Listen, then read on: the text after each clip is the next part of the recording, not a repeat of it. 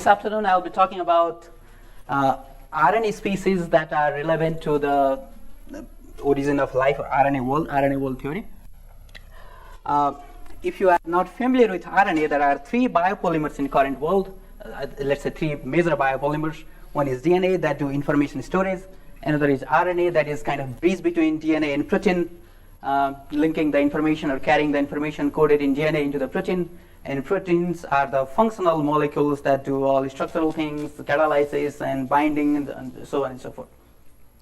I'll be talking about RNA, one special class of RNA that may be relevant to the origin of life. So everyone in the room is interested how life originated in the planet, or something similar to the prebiotic world may be happening somewhere around the universe. So we have a very nice talk about these small molecules, which are prebiotic chemicals in the previous sessions. One widely accepted hypothesis about origin of life in Earth is RNA world hypothesis, which tells RNA is the first biomolecule appeared which served in both information storage and functional capacity.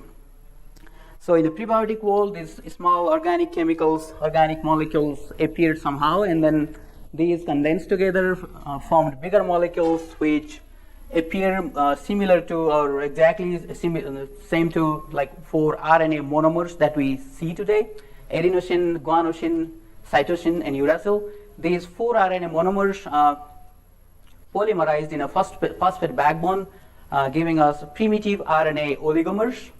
These oligomers learned to ligate with other RNA oligomers, making themselves bigger, and then learn to copy themselves in a faithful way, and then learn to change the sequences around, mutate by causing mutations, and the more favorable mutations were selected, or successful mutations were selected.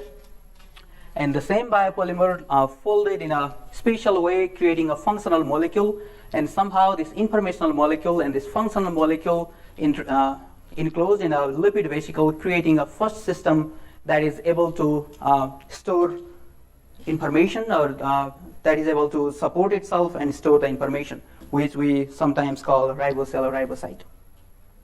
And then from this point on, the Darwinian evolution started. So once the Darwinian evolution started, the system started getting more complex and complex. So this is a ribocyte, and the complexity gets increased with the evolution. And with increasing complexity, RNA itself could not do all the reactions needed. So it needed the help of other molecules that has the required functional groups. For example, for acyl transfer reactions, or simply carbon transfer reactions, it needed a sulfur functional group, or thiol, and the coenzyme A appeared. In electron transfer reactions, and oxidation reduction reactions, it needed NAD, NADH, and flavin coenzymes, and all these coenzymes appeared. There is one common thing about these coenzymes, which is they all have this adenosine part attached to it, which tells us that these coenzymes could be molecular fossils from the RNA world. So I will be talking basically about coenzyme A. So coenzyme A involves in acyl transfer reactions because it has this sulfur or thiol functional group at the end. Someone was talking about cake database earlier. Someone was talking about cake database earlier, and if you go to the cake database, around 10% of the enzymes running in our cell right now need this molecule for the function. So this is an important molecule, and this molecule is believed to exist since RNA world. Since it has a thiol functional group there, it can form a thioester. This thioester has pretty high energy, which is thought to serve as a free energy source during the evolution, during the reaction in evolution. So the question is how this coenzyme A molecule formed for the first time. And to answer that question, we have selected from thousands of trillions of RNA library some RNA sequences that can catalyze the synthesis of this molecule itself. So RNA can catalyze the synthesis of coenzyme A, which we call them coenzyme A synthetases ribozymes. So this tells us that RNA itself may have synthesized the required functional groups that the ribocyte needed in the RNA world, suggesting us there could have been a complex metabolic system composed just of RNA. So the question now is, so RNA can catalyze the formation of coenzyme A and the formation of the thioesters. Are these coenzyme A linked RNA molecules exist in current biology? If they do, they could give us a clue about how all these things happened in the prebiotic world, because these molecules are selected from artificially created random RNA library containing 10 power 14 to 10 power 15 unique sequences. So the question is, do CoA-linked RNA exist in current biology? And the David Liu from Harvard answered this question, and the answer is yes. There are CoA-linked RNA species and CoA-Thioester-linked RNA species existing in the RNA pool of current bacterial cell, at least in bacterial cell. We know that. Maybe in the eukaryotic also, we don't know. So they are there, but we don't know what the sequences down here and what they are doing right now, if they are functional. Since we don't know the sequence, we don't know how they evolved and what is the role in the cell. So the goal of my research is to capture these RNA sequences based on this thiol functional group, sequence them, and then find out how they evolved and what they are doing there. So the first question is, the first goal is capture them and find out what are the sequence by doing sequencing. And the second goal of the project is find out how these RNA species are being made in the cell. What is the mechanism? There could be two possible pathways that these RNA species can be formed. One is co-transcriptional, which is since this part is adenosine and which is which is exactly same as ATP. This part can initiate the transcription by competing with ATP under certain promoters. So this is a co-transcriptional mode of formation which could be happening, and there is another possible pathway, which is there may be some enzymes linking this phosphopentathin part to ATP-initiated RNA, forming these CoA-RNAs. So we don't know whether the CoA-RNAs are being made by co-transcriptional mode or post-transcriptional mode or both. So the goal is to capture the CoA-RNA sequences and CoA-RNA species and sequence them and figure out how they are being made. So to capture them, we have to develop a CoA-RNA capture protocol or method. And to develop a method, we need an easy access to lab synthesized CoA-linked RNAs. So our lab has previously developed a technique to label coenzyme A on the RNA 5' end. Since coenzyme A has that adenosine part on it, it can compete with RNA under a right promoter, under a T7 promoter with T7 RNA polymerase, and some RNA transcript will automatically be labeled with coenzyme A. But we need a dephosphocoenzyme A to initiate the transcription there. And this dephosphocoenzyme A itself is a problem. It is extremely expensive molecule. Well, let's not say extremely, but it is expensive. Extremely is a kind of tough word. So, and then we started with developing our one method to make this dephospho-CoA. We started, we used enzymatic strategy. Nature has two different pathways, dedicated for the synthesis of coenzyme A. So we used a pathway called coenzyme A salvage pathway, which has 3 total enzymes. While cloning these enzymes, we came up with a new cloning strategy, which is shown in this picture, which is based on just the PCR. We don't need restriction digestion, and the ligation steps. Maybe molecular biologists understand this better. We came up with a new cloning technique, which is very simple and efficient, and able to publish this cloning method in PLOS ONE 2 years ago. If someone in the room is facing a difficult time in cloning using a restriction digestion and ligation method, maybe we can talk about the new method which does not need digestion and ligation. Using the new method, we cloned 2 enzymes of the CoA salvage pathway into a plasmid. We created, using this plasmid, we made 2 proteins which are able to make this diphospho-CoA from the commercially available pantethine, this molecule, and then this carried out this enzymatic synthesis reaction, purified this diphospho-coenzyme A, and we were able to publish this part in bioorganic chemistry last year.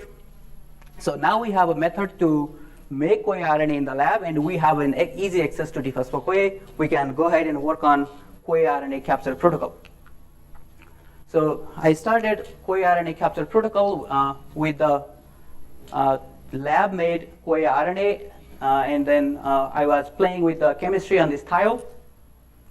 So the idea is you have a RNA pool that has where some of the RNA sequences are labeled with coenzyme A and most of them are not.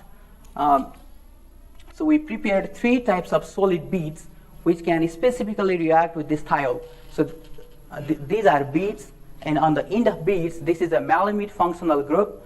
So this malamide functional group reacts with this thiol and links this thiol and whatever link to this thiol to the beads, so that we can specifically capture the thiol containing molecules on the beads. And another beads I work with is iodo functionalized beads. This iodo also reacts with this thiol, and then linking the thiol containing molecule permanently or covalently with the beads, so that we can capture them or purify them by some chromatographic techniques later.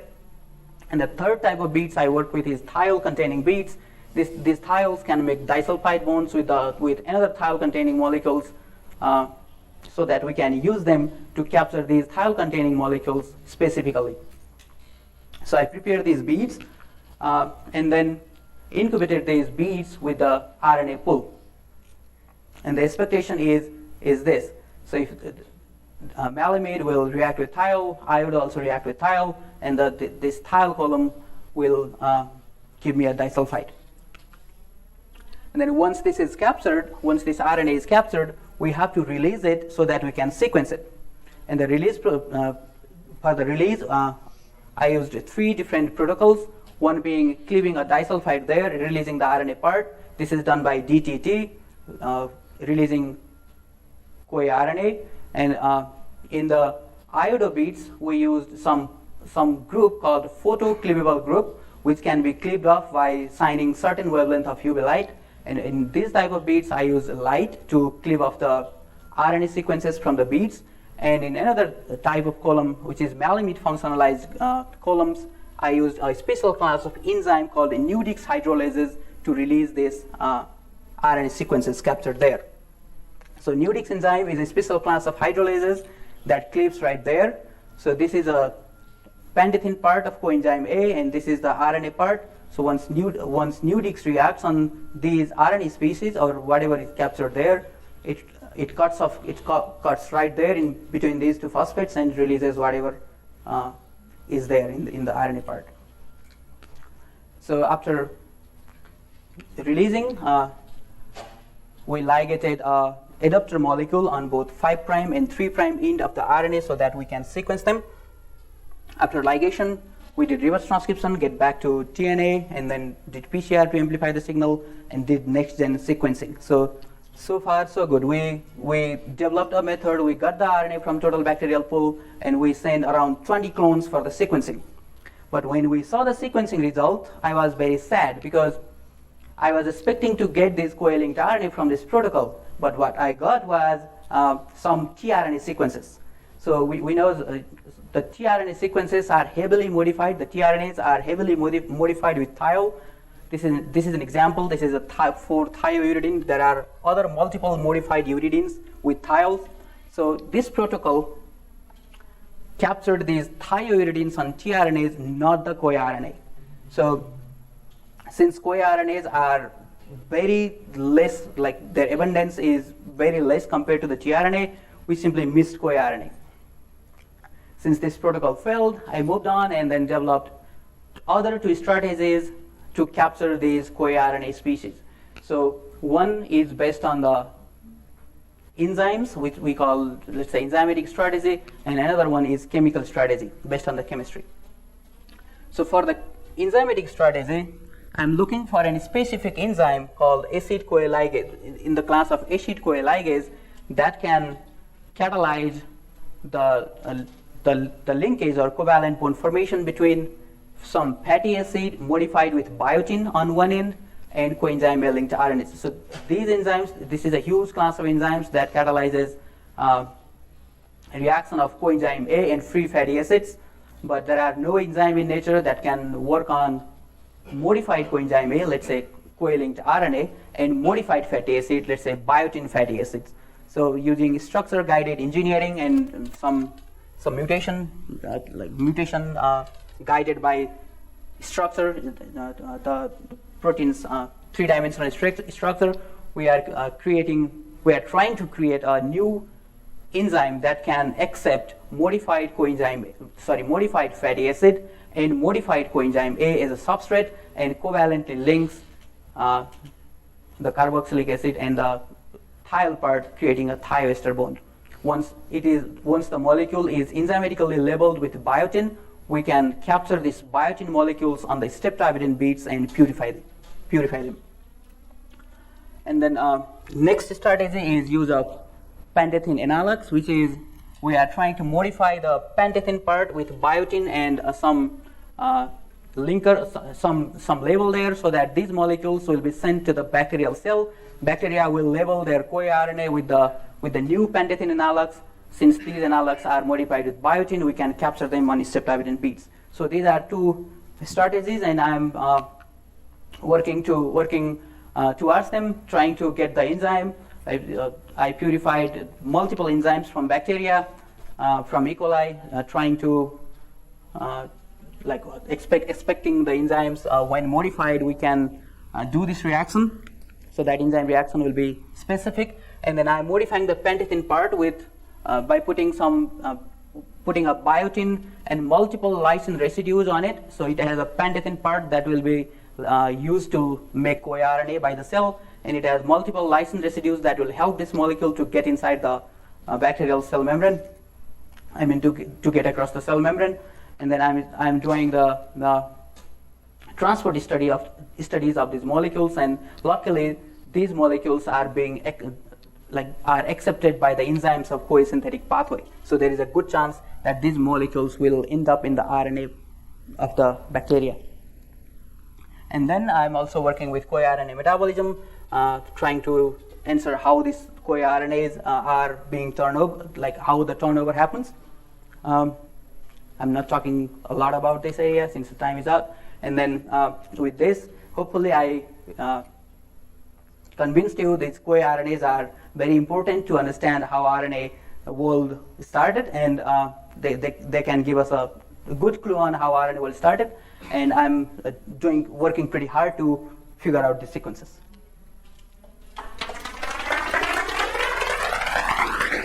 Great. Yeah, Jordan. Questions? Yep. I know you definitely have a question. Yeah. Okay, so quick question. You want to use the biotinylated pentathin as a way to basically label CoA-linked RNAs, but are you concerned at all that if there is some kind of post-transcriptional modification happening, that those enzymes would not be able to add the modified pentathin, and therefore you're not actually Very seeing true. Yep. Very true. Yeah, because you might not see a true reflection of the CoA-RNAs. Very true. Yeah, sorry. Yeah. All right, one more quick one. All right, if not, we're going to move on in the interest of time, but feel free to ask Krishna more at the breaks. Let's thank him again.